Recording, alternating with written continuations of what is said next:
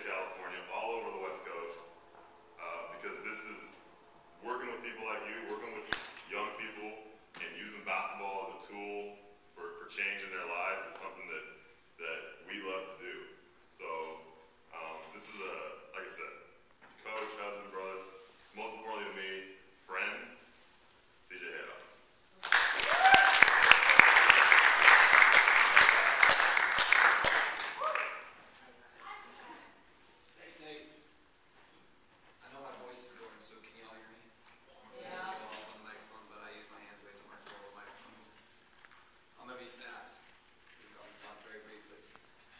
I want to tell you about the crowning accomplishment of my life, the thing I'm most proud of, the highest level of achievement I ever attained.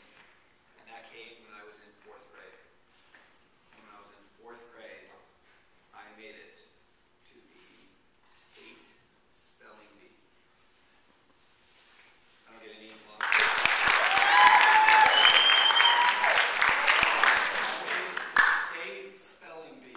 How many of you are brave enough to admit that you have ever participated in a spelling bee? How many of you are even more brave enough to admit that you've won it? Way to go. Look around you, the person holding their hands up will be your boss one day. I'm just kidding. Okay, so I made it to the spelling bee in 4th grade. And it was a room much like this one, kind of a big auditorium, and they lined us up all on stage, and the lights are warm, right? And it's kind of this intimidating environment. You kind of have to squint to see out there, like, hey, what's going on? And I'm this little tiny guy, and believe it or not, back then, I was terrified of my own shadow. There was no way I ever was going to say hi to an adult. I was terribly, terribly shy. And so, as a warm-up, they wanted us to get used to the spelling bee format, which if you've never participated in a spelling bee, maybe you've seen it on ESPN, right? The format is you say the word you're going to spell, you spell it, and then you say that word again, right? We're tracking there? Okay? So, as a warm-up, they asked us to all walk up to the microphone. This would have been about the right height for me back then, right? All walk up to the microphone and use our name as an example. Now, the brighter ones in the room, maybe the same people that raised their hands and said they won a spelling bee, are going to see where this story is going really quickly. I had written on my name tag CJ. Now, my legally given name is Christopher, but as you all know, I go by CJ. So all terrified of people, socially awkward, 4th grade CJ version, I'll give you the visual, walk up to the microphone, and I lean in and I say, CJ. CJ. CJ.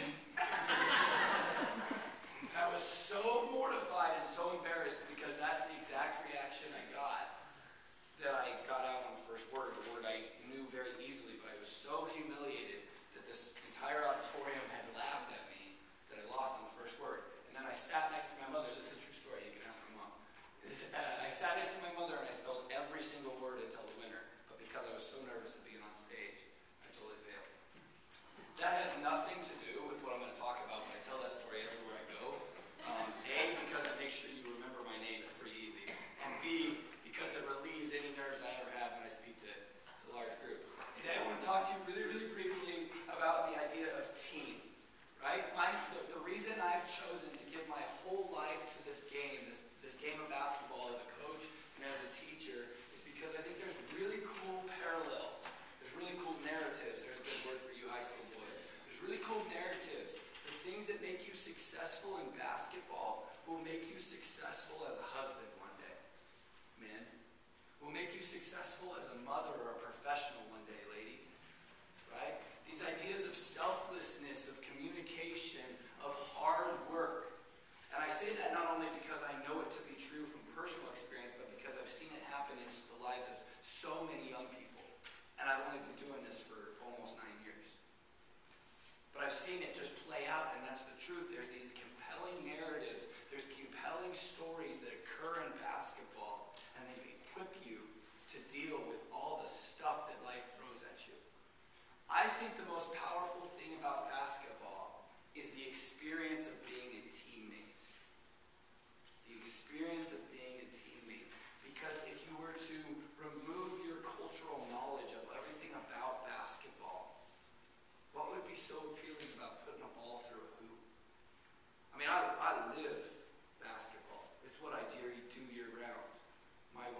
very strongly attest to that, right? It's the third most important thing in my life. Why is it so important to me? It's because this teammate thing, it's because I get to share it with people. It's because the whole month of June I got to ride in a Suburban with 8 17-year-olds on my varsity team and laugh and giggle and have a good time and listen to the things they had to say about their families and lives and stories. The opportunity to answer a phone call and give advice and some of those other things. Man, there's nothing like that. So when you remove the basketball part, you look at it, basketball is compelling because you get to share it with somebody. Basketball is compelling because you get to share it with somebody. And I will take it one step further. I will tell you that life is compelling because you get to share it with multiple people. I would tell you that you were uniquely and wonderfully made by God to live in community. I would tell you that that's what makes championships so meaningful. I have a Valley Championship ring from a couple years ago, a section championship ring from a couple years ago. And you know what makes that ring meaningful? It's a cheap ring. It's made out of plastic, essentially, right? But what makes it meaningful is the journey we went on, the triumphs we had, and the fact we shared those experiences together. Right? So I would first challenge you to think about those things. Right? What does it mean to be a teammate? How much do I appreciate basketball as a fact that it gives me those experiences? That's the first part. And then I would push you even further over the edge. Excuse me. Push you even further over the edge, and I would say, not only are you created to live in community, I would tell you that you are called to live selflessly. And it's easy to pay lip service to that. It's easy for me to pay lip service to that and be like, oh yeah, I know I'm supposed to live selflessly. I know I'm supposed to serve. Right? But when I get home and the lawn needs to be mowed and I've worked a 15-hour day, right? Sometimes I'm not always as selfless or servant-oriented as I should be. Right? So I would just challenge you in that way, that you were created not only to live in relationship with one another, right? To enjoy laughing together and sharing triumphs and fun times, but also to serve one another. I would just challenge you to examine what that means for you, wherever you are in the spectrum, whether you're the smallest camper or you're the oldest camper. One of the privileges I get is I get to guide kids that are about to make one of the biggest decisions of their life. They're going to move on and go to college. And so I get all these seniors that we have these really long conversations about what life means for them at that moment.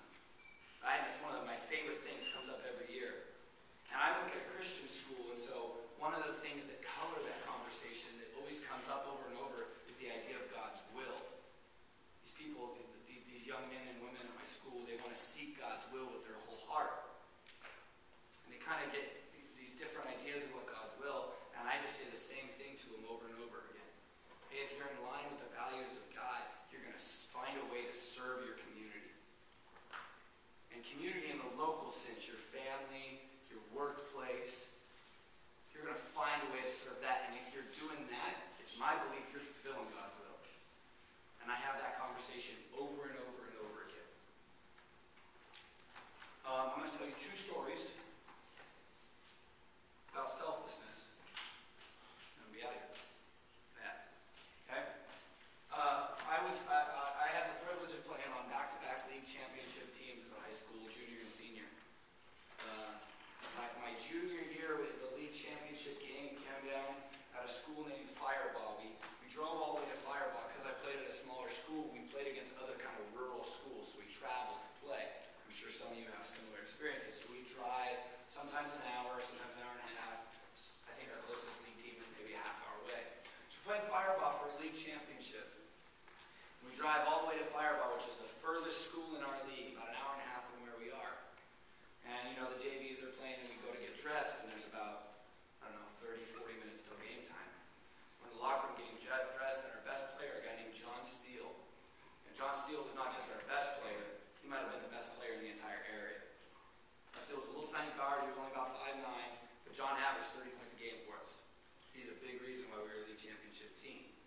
So we've driven all the way out to Fireball, and John doesn't have his jersey. So we immediately have this little powwow in the locker room, all the players.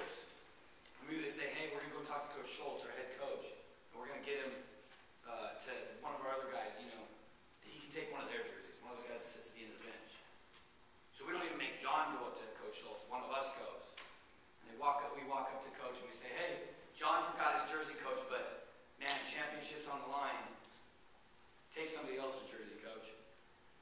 Take somebody else's, give it to John. That's okay. They're not going to get in the game anyway. And I'll never forget Coach Schultz, the look in Coach Schultz's eye. The look he got when he was about to make us get on the line and sprint until we were going to puke. This look of anger. And he said to us, there's no way I'm making John. I'm making someone else give up their jersey so John can play. Who forgot their jersey? John did. John's not responsible for it, then he doesn't play. So we just kind of left it at that. And we go back to the locker room and we're getting dressed, kind of talking about what that means for us, how that diminishes our chance at a league championship. I mean, this is the game.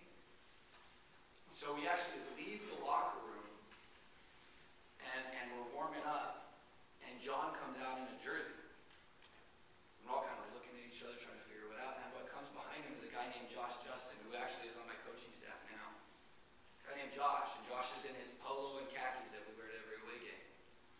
And Josh has decided of his own volition, with no one asking him, I'm giving John my jersey. It's a no-brainer. I want this league championship. So he has this ultimate act of selflessness. And the reality is, Josh wasn't like an into-the-bench guy. He wasn't number 12, 13, 14, 15. He was really about number 8. So some games he played 10 minutes, some games 15, some games 4. But he always got in. So the reality is that with John out, Josh actually had a selfish opportunity. He would have gotten more playing time. And instead, without anybody asking him, he offers up, no, I'm giving up my jersey. I have a picture, we all actually on that team have a picture in the locker room after that game when we win this league championship. And it's pretty cool because we're all in our jerseys holding up number 1s. And Josh is in his polo and khakis. And so every time you look at it, you can't help but remember this idea of selflessness, this ultimate sacrifice that Josh makes, that quite honestly, if he hadn't, I'm not sure that I could tell you about the league champion. It's my first story, and here's the great irony of selflessness. That when you choose to be selfless, I would contest it's actually selfish, because it's the most fulfilling thing you could do. When you choose to set aside your life and give it to somebody else, in a true sense of the word, and be fulfilled by someone else's experience, you get more out of life than you ever could have dreamed. More than you ever could have dreamed. I'm a quote fiend. Every day at practice, on my practice plan, we have a thought of the day. It's going to be a quote or a Bible verse or something along those lines. I only have one quote in my office. The quote is right above my desk, and it starts with this sentence. I am of the opinion that my life belongs to the community. When I say that, I mean my immediate community first and foremost, my family, right? But I also mean my larger community, the school I work at, the kids I serve, in a sense you. I believe my life belongs to you. And I can tell you that the moment I made that realization, my life became so much more fulfilled. So much more fulfilled. So we'll close with a story. I'll read you a story from one of my favorite authors, a guy named Peter Rollins. The story goes like this. Every Sunday, the story's about a pastor. Every Sunday the pastor would stand at the front of his church and with a booming voice finish his rousing sermon with a plea. This is what he said. Each week I go to a nearby town and I serve the poor, the oppressed, and the downtrodden. What do you do? How do you show your compassion to those in need? So people would applaud the minister's closing remarks, and everyone would wave him off at the end of his service as he hurried away in his little car. The truth, however, was that each week the pastor would go to a golf course and play 18 holes of golf, away from his congregation, his family, his friends, his community. This deception had been going on for years, and eventually it came to the attention of some angels. They were furious at his lies and reported the situation directly to God. After a little consideration, God said to his angels, I will visit the minister this Sunday and teach him a lesson he will never forget. Sure enough, the next Sunday, God showed up at the church. Yet again, the minister informed his congregation that he was going to serve the poor before he left, actually, for the golf course. This time, however, God intervened. When the minister took his first shot, the ball took off, it flew through the air, bounced on a green, and dropped in the hole. The minister was amazed. At the second hole, the same thing happened, and the third and the fourth. Hole in one, hole in one, hole in one. This happened right to the last hole. With his last stroke, the minister sliced the ball badly, but it curved around and, like all the others, found the cup. All the while, the angels in heaven watched at what took place in utter disbelief. By the time God returned, they shouted, "I thought you were going to punish the minister for all his lies, but instead you give him a perfect round of golf. How does that make any sense?" And God replies, "That may be true, but ask yourself this: who is he going to tell?" Right? Can't share. So the greatest accomplishment of this minister's life, he can't share it with someone. And as a result,